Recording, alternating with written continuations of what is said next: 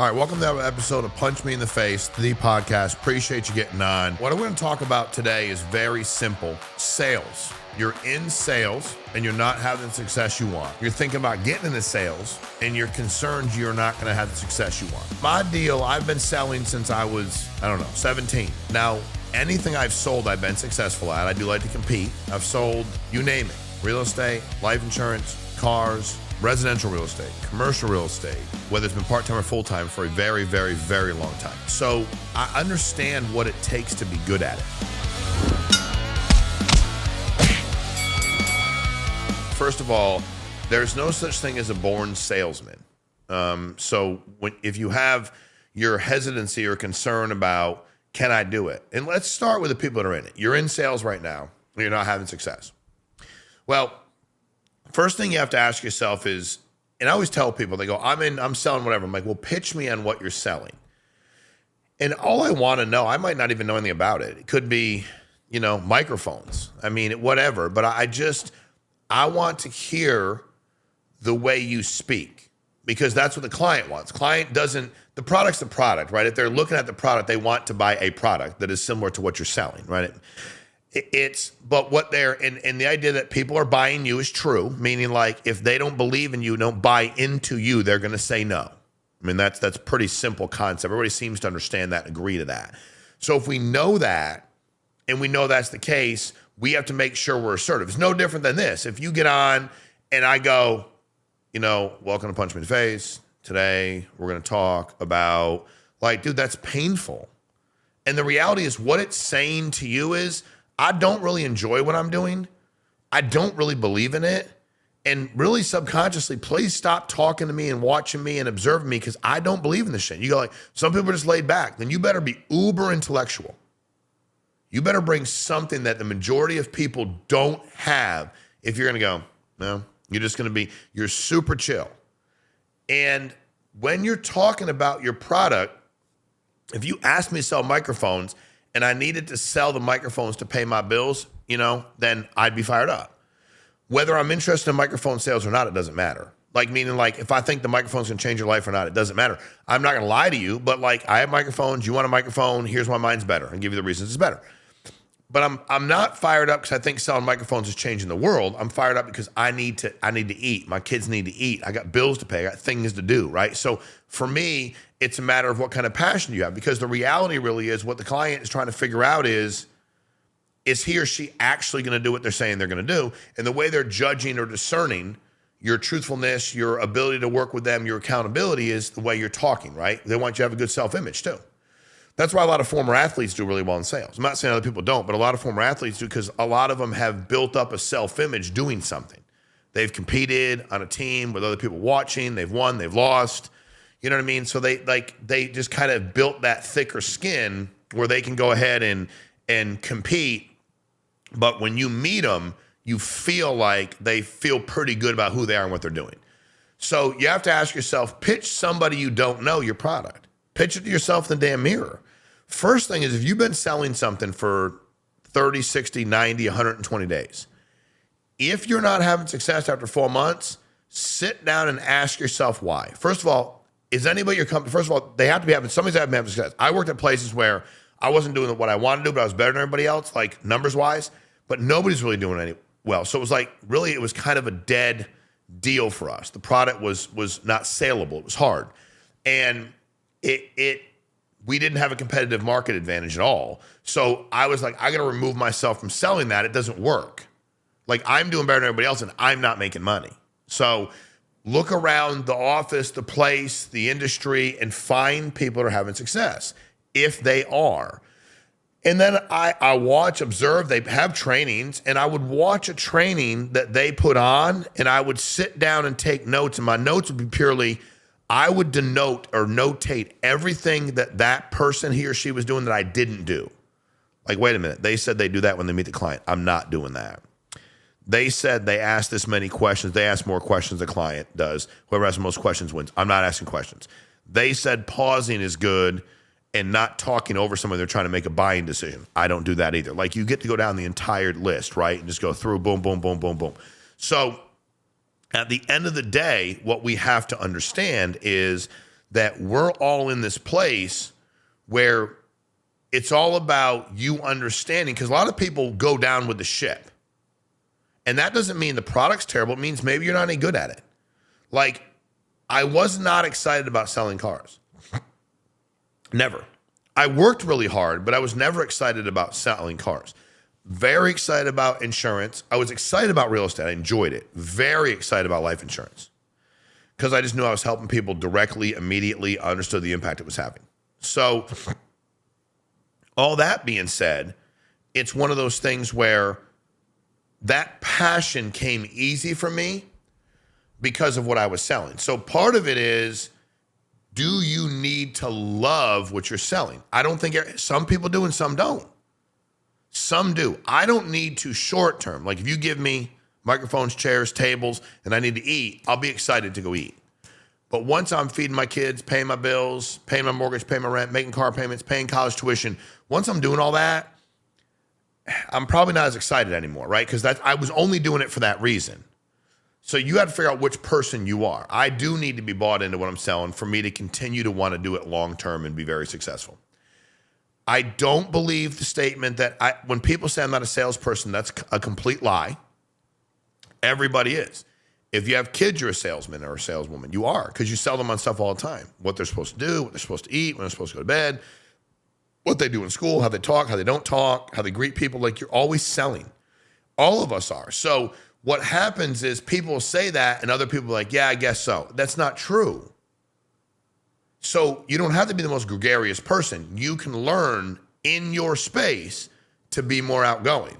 You can go back to being a recluse when you're done.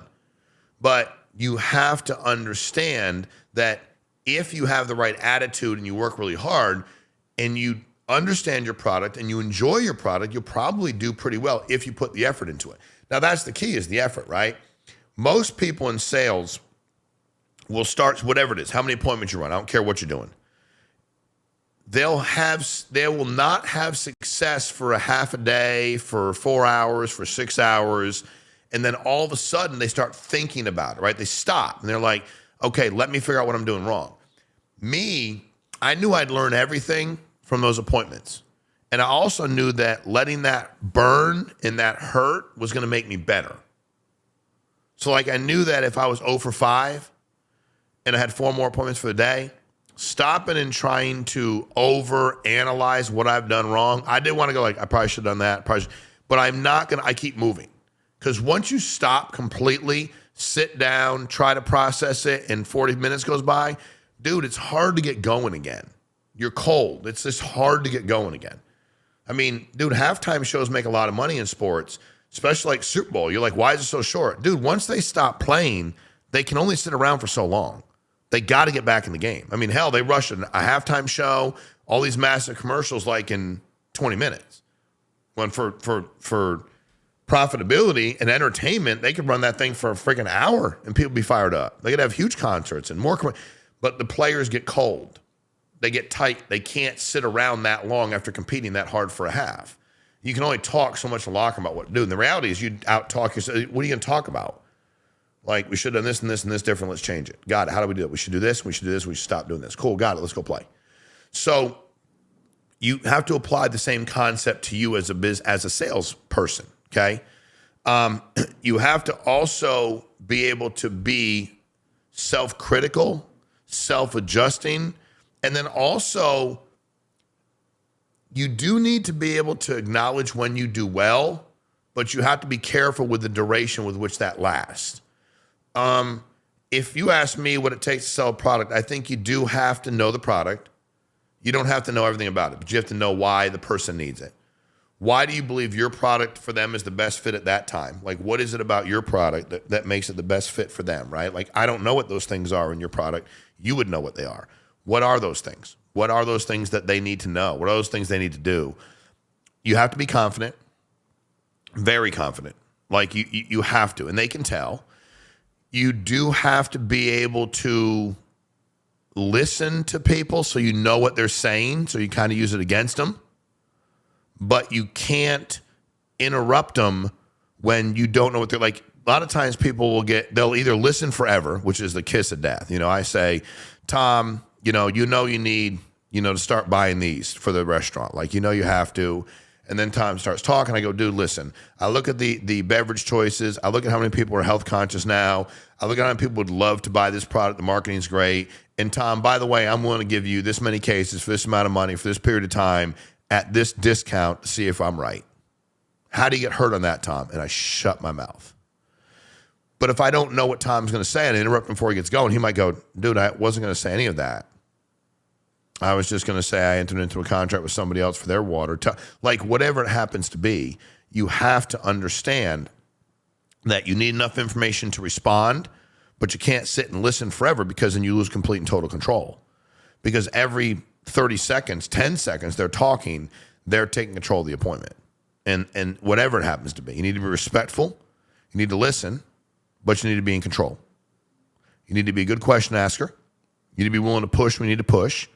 And you need to be able to get uncomfortable, and challenge people. And I think the other thing about sales is I don't know many sales that are multiple where at any point in time it's a good idea to go, well, I met with him Monday and I met with him Thursday and I met with him Sunday. Maybe he'll buy on Tuesday.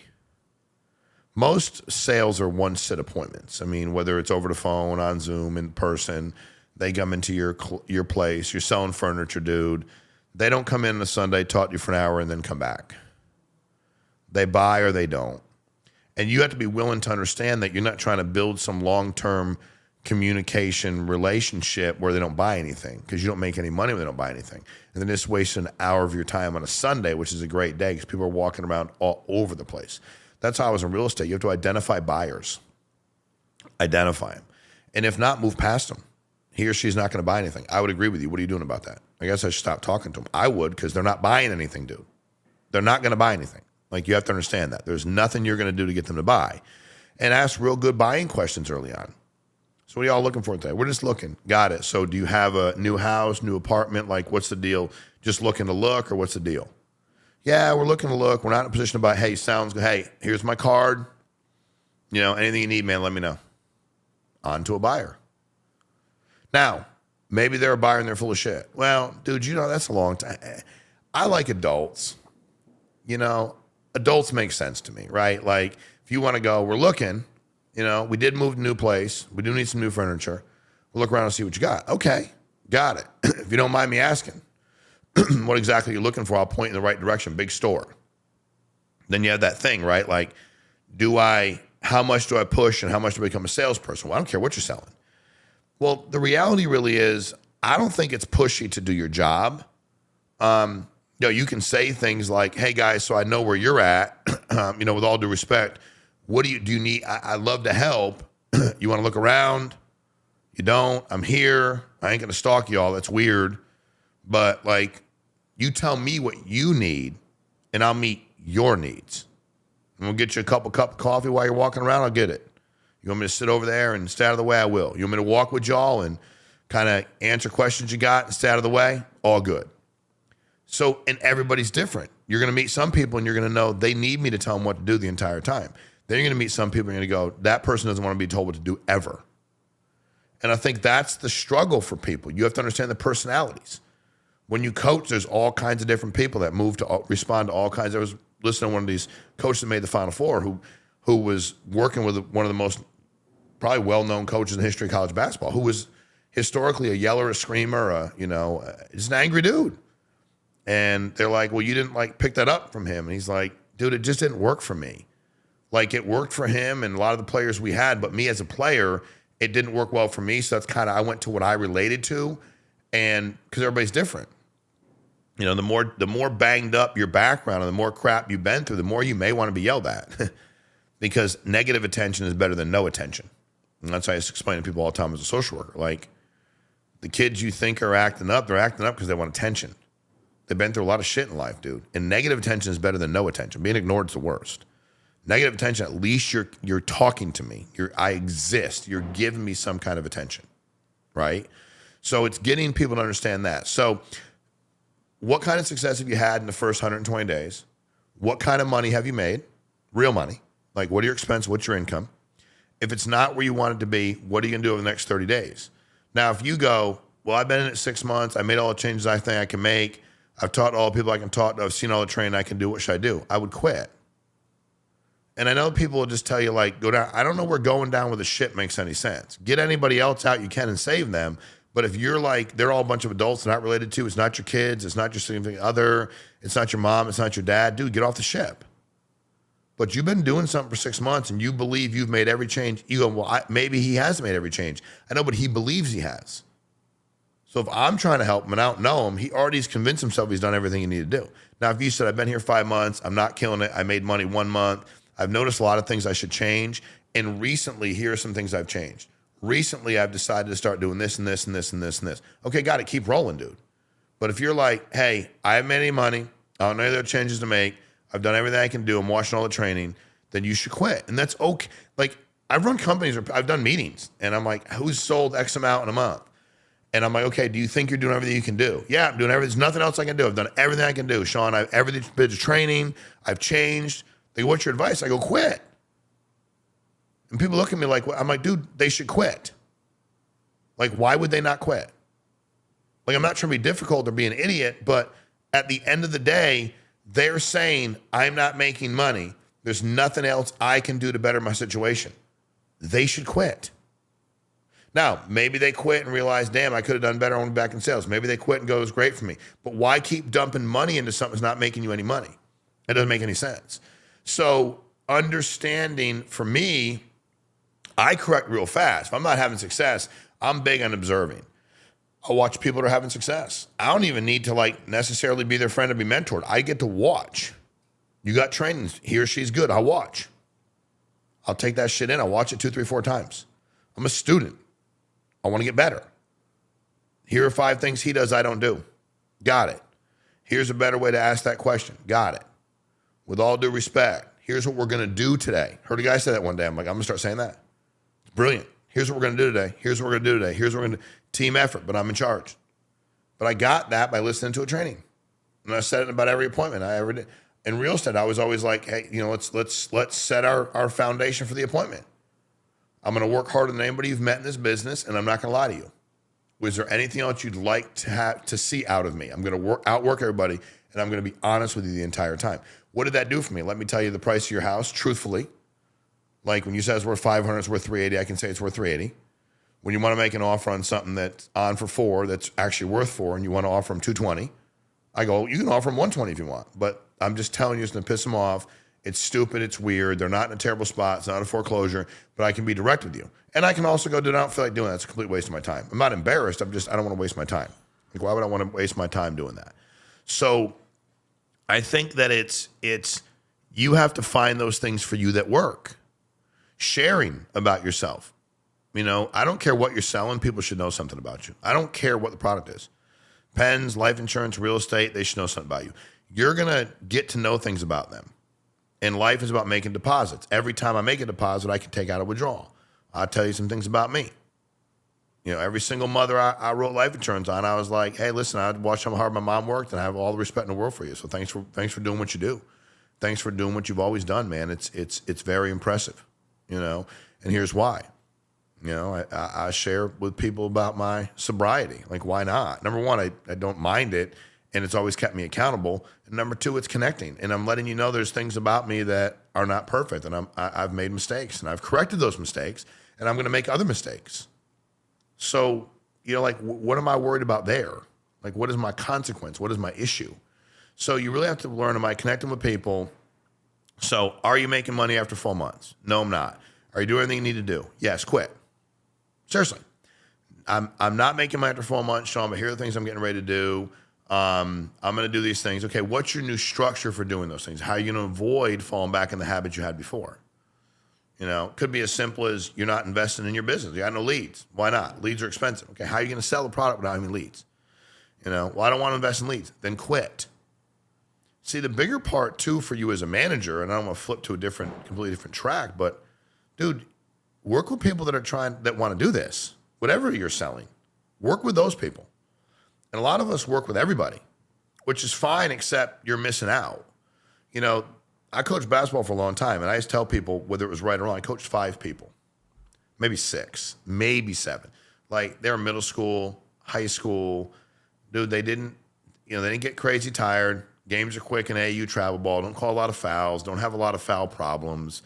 And during practice, I might have had 15 dudes, but I really had time to coach up 7. Now, could it bite me if one kid gets hurt? They double team my best player? Yeah. But it was very successful for a very long time. It could cost me, and there were times it did. 100%. But my deal was I wanted to be the best coach I could be for the people that were going to have the biggest impact on our success. I was nice to everybody else. I uplifted them. I wanted them to do well in school. I was respectful. They practiced. But my energy went to those 7. Because one of them, I'm trying to talk to them how to set a pick and where to go in a press break or where to, and it's like, why am I even telling him? He's not going to remember. He's probably not ever going to be in the game. What am I doing that for? I'd like him to be okay, but right now my job is to coach this team. And that distracts me from coaching this team. But mom calls me at 10 o'clock at night and needs something. Dad calls me over the weekend. He's got a problem. I'm there, dude. I'm all good. We're family. So I think you have to decide. And do you enjoy it, by the way? I'm sorry, but if it's about making the money for now, that's cool. You got to do what you got to do. But do you enjoy it? I enjoy the success and the failures in sales. I don't know. It let me reset, let me reassess where I was, let me recharge. And I really took a good hard look at those things when I was having problems. Like, okay, dude, I can do better, right? Yes, I can. Cool, got it. So I think at the end of the day, it's one of those things you have to understand that you really have to have some fun with it. If you're working your job 40 hours a week and you're doing something at night or on the weekends you hate, you're not going to continue to do it. I wouldn't, because you're not enjoying it. So look at your profit and loss. Figure out if it's the product or if it's you or if it's a combination of both. Don't say I'm not a salesperson because you're lying to yourself. If you go, I've made all the adjustments, I go, is anybody else having success doing it? If you go, no, then I go, okay, maybe it's just the system, the product don't work. Yeah, there are other people having success. All right, so there's people having success and you're not. It ain't the product, bro. Other people are selling it. It ain't the system, other people are selling it. It's you. And it's okay to say, that's me. That's on me. Like this idea where you're like, hey, my bad. Like, dude, no shit. You're playing third and you booted a ball. And the dude got on base. We know it's your bad. Like, what's accountable going like, that's on me. That's on me. No shit. You missed the ball. I didn't hustle back on defense. My bad. Dude, we got it. Like, taking accountability for things that everybody in the world knows you effed up is not so crazy, unbelievable accountable. Like, okay, cool, but we already know you did it. We got it. Like, we understand. So I think that getting people to understand those concepts, getting people to understand what it takes to be successful, and getting people to know when it's time to cut loose and quit. And when people go like, I never quit anything in my life. Okay, well, I'm going to tell you what, dude. If you're on the boat and it's sinking and you won't quit being on that boat, you stupid. I will. You know what I mean? Like, I don't understand that. I was watching this thing one day. It's like, captain of the ship has to go down with the ship. I'm like, what sense does that make? Everybody else is off the ship safe. Why the hell would you stay on that thing and die? I'm not. Like, I'm getting off the ship too, dude. Like, I don't get it. Seeking out people that are good at it. And by the way, find the people in your company that are good and hopefully have a relationship, 1 or 2 or 3, and say, hey, listen, you've heard me call or you've been around me. What am I doing wrong in your opinion? In your opinion, what am I doing wrong? Like, what could I be doing better in your opinion? And hear what they have to say. If they say nothing, they don't know you and they don't care. But if they do talk, now me, I always did. Like, people were on my team. I wasn't making any there's no financial incentive for me if they did well or not. It was just the right thing to do. I was like, dude, I've heard you call. You say this and this and this, and it's not any good. But you really have to assess, learn to get better with your attitude. You can talk yourself into, but more importantly, out of anything. So if you're talking about how you can't do it, you can't do it. So I'm just letting you know, if that's kind of what you do on a daily, like, you're eventually going to realize you can't do it. Like, you just can't.